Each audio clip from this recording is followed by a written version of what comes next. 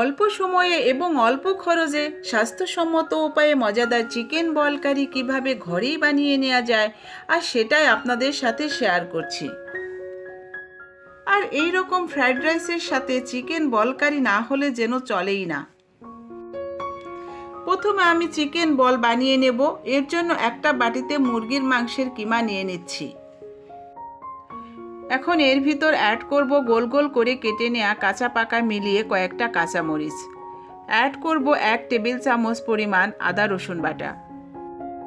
Add করছি 1 চা চামচ কালো গোলমরিচের গুঁড়া, 2 টেবিল চামচ কর্নফ্লাওয়ার, চিলি ফ্লেক্স দিচ্ছি 1 চা চামচ। অ্যাড করব লেবুর রস। টমেটো সস দিচ্ছি 1 টেবিল চামচ। ব্রেডের গুঁড়া দিচ্ছি 2 কাপ এবং আরও দেব স্বাদ মতো লবণ। এবার সব কিছু একসাথে ভালোভাবে মাখিয়ে নেব। আমি কিন্তু এখানে 2টা ব্রেড ব্লেন্ডারে ব্লেন্ড করে তারপর ব্রেড ক্রাম্ব হিসাবে ব্যবহার করেছি। আপনারা চাইলে প্যাকেটের ব্রেড ক্রাম্বটাও ব্যবহার করতে পারবেন। সব কিছু আমার ভালোভাবে মাখিয়ে নেওয়া হয়ে গিয়েছে। এবার হাতে একটু তেল মাখিয়ে নিয়ে তারপর ছোট ছোট বলের মতো করে বানিয়ে নেব। 2 পিস বুকের মাংস থেকে দেখুন আমার কতগুলো চিকেন বল হয়েছে। আর ঘরের তৈরি এই চিকেন বলগুলো খেতে এতটাই মজার যে আপনারা ঘরে যদি বানিয়ে না খান তাহলে বুঝতেই পারবেন না। এবার বলগুলো আমার স্টিম করে নেওয়ার পালা। এর জন্য এখানে একটা স্টিমার নিয়ে এর ভিতর কিছুটা পানি নিয়ে নিয়েছি। এখন একটা ব্রাশের সাহায্যে এর উপরের অংশে কিছুটা তেল ব্রাশ করে দেব।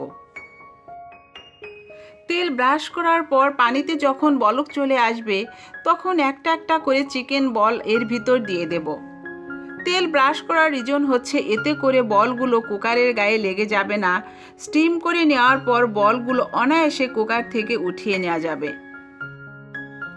এবার একটা ঢাকনা দিয়ে ঢেকে রাখবো 10 মিনিট। ফিরে আসছি 10 মিনিট পর। এরই মধ্যে দেখুন বলগুলো আমার কি সুন্দর সুসিদ্ধ হয়ে গিয়েছে, দেখে নিশ্চয়ই বুঝতে পারছেন। এখন ঠান্ডা করে বলগুলো নামিয়ে নেব।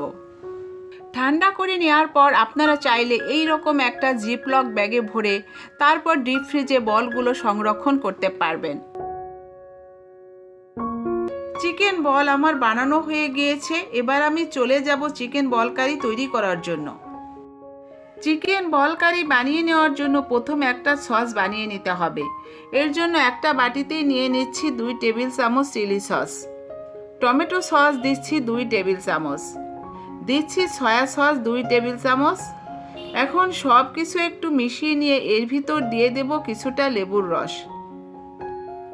তো চিকেন বল কারির জন্য সস আমার রেডি। এবার প্যানের ভিতর দিয়ে দিচ্ছি কিছুটা সাদা তেল। তেল গরম হয়ে এলে এর ভিতর দিয়ে দেব রসুন কুচি। রসুন কুচি ধরেন ওই 1 টেবিল চামচের মতো হবে। রসুন কুচিগুলো 1 মিনিটের মতো ভেজে নিয়ে এর ভিতর দিয়ে দেব এইভাবে কেটে নেওয়া 2টা কাঁচামরিচ।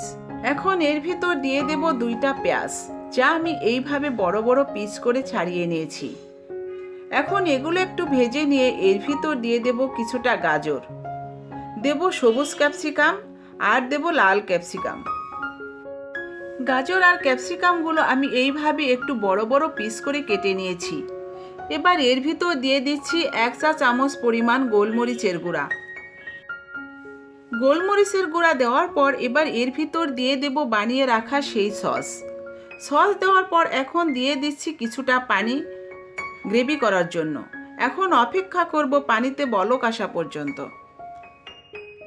অন্যদিকে একটা বাটিতে নিয়ে নিয়েছি 2 টেবিল চামচ পরিমাণ কর্নফ্লাওয়ার। এবার কর্নফ্লাওয়ারটা একটু পানি দিয়ে গুলিয়ে নেব।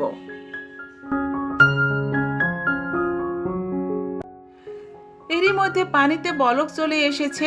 এবার এর ভিতর দিয়ে দেব গুলিয়ে নেওয়া সেই কর্নফ্লাওয়ার। কর্নফ্লাওয়ার একটু একটু করে দিয়ে তারপর মিশিয়ে নেব। এবার ভালোভাবে মিশিয়ে নিয়ে এর ভিতর দিয়ে দেব আগে থেকে বানিয়ে রাখা সেই বলগুলো দিয়ে একটু নেড়ে নিয়ে জাস্ট 1 থেকে 2 মিনিটের জন্য ঢেকে দেব।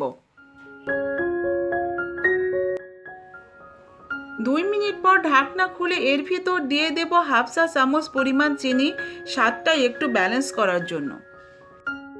বলগুলো যেহেতু আগে থেকে সিদ্ধ করে নেওয়া, তাই রান্না করতে আর বেশিক্ষণ সময় লাগবে না। গ্রেভিটা যখন এই রকম ঘনত্বে চলে আসবে তখন এটা চুলা থেকে নামিয়ে নেব। তো তৈরি হয়ে গেল রেস্টুরেন্টের সাথে ভীষণ মজার চিকেন বল কারি। আবার দেখা হবে অন্য কোনো খাবারের ভিডিও নিয়ে। আপনারা সবাই অনেক বেশি ভালো থাকবেন। আল্লাহ হাফেজ।